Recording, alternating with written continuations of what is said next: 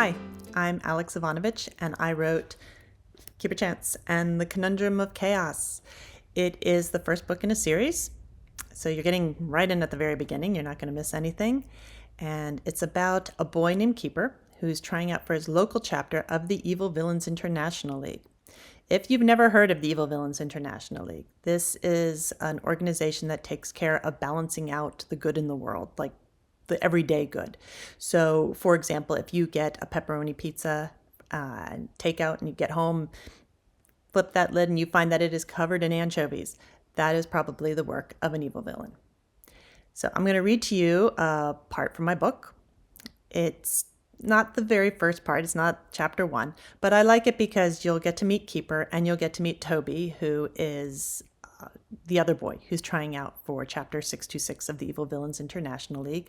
You'll also get to meet Keeper's grandmother. Keeper likes to describe his Nana as sort of a human hobgoblin. She's not necessarily the nicest of people. All right. Keeper was hosing the last of the soap off Nana's caddy when Toby pulled up in his mom's Kia. He parked on the opposite side of the street and bounded across the road out of breath. "Hey," Toby said, panting. "Y just came to my house and said you needed rescuing ASAP. She said it was a 911 type of situation. No real details, but I'm guessing it has to do with Nana Hobgoblin.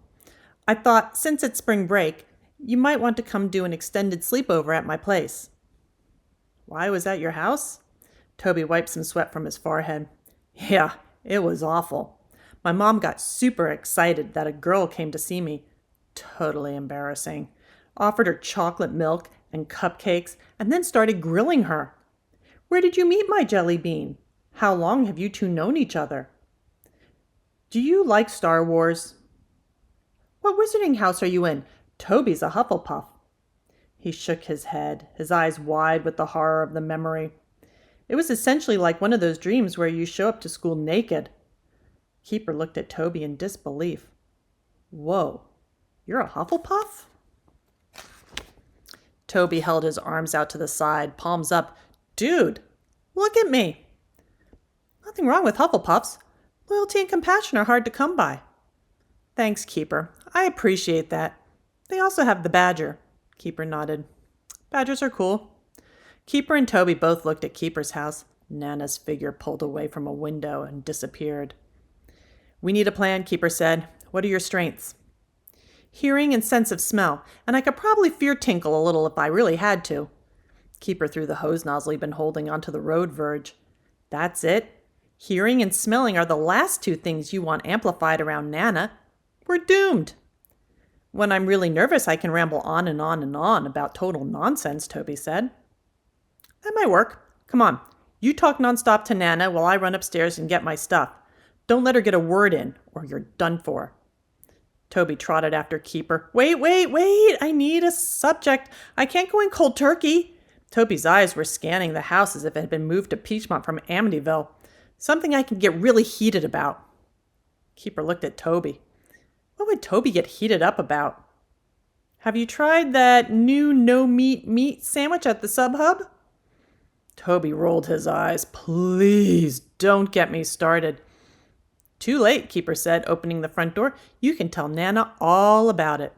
Keeper and Toby stepped into the house. The stairs were on Keeper's left, and Nana was standing in the living room to the right. She was balancing a cup of tea on a saucer. She looked ready to destroy someone's will to live. "Hey, Nana," Keeper spoke in rapid fire. "This is my friend. I'm going to sleep over at his house tonight, maybe more since it's spring break." "Okay, great. He'll tell you all about how we met at Sub-Hub while I get my stuff." Keeper gave Toby a slight shove toward Nana, signaling it was go time. "Hi, Mrs. Keeper, Nana lady. I've heard a lot about you, and I'm thinking you can't really be that horrible." Nana took it as a compliment. A thin smile grew on her face. "I mean, not horrible as in hobgoblin horrible. You're not a hobgoblin. I don't know why I said that, hobgoblin. I meant horrible as in a horrible cook. You know, like that no-meat meat sandwich at Sub-Hub. No one could cook anything that bad. It was like eating boiled bacon without the bacon taste, all gelatinous." Keeper was already halfway up the stairs and racing to his room. He grabbed his severely worn school backpack off the back of his desk chair and started collecting clothes off the floor. Favorite t-shirt, his only other pair of pants, socks, and underwear, dirty or clean. He could deal with that later. He looked around in a panic at the stack of books. Most of them were town library books that he hadn't officially checked out, since they had a 3-book limit. He couldn't take them all with him, and returning them was going to have to wait until after spring break. A code-red situation was about to go down in the living room between Toby and Nana. He took a book on chemical compounds and one on sound waves. Sometimes I put peppers on my sub, but in general I try to stay away from green things. Seems unnatural, except for banana peppers. I like them. Not that they are green, more a yellow green, but they were stark green. Toby's voice carried up the stairs. Keeper needed to abandon the idea of retrieving any bathroom items. Even Toby couldn't ramble on forever.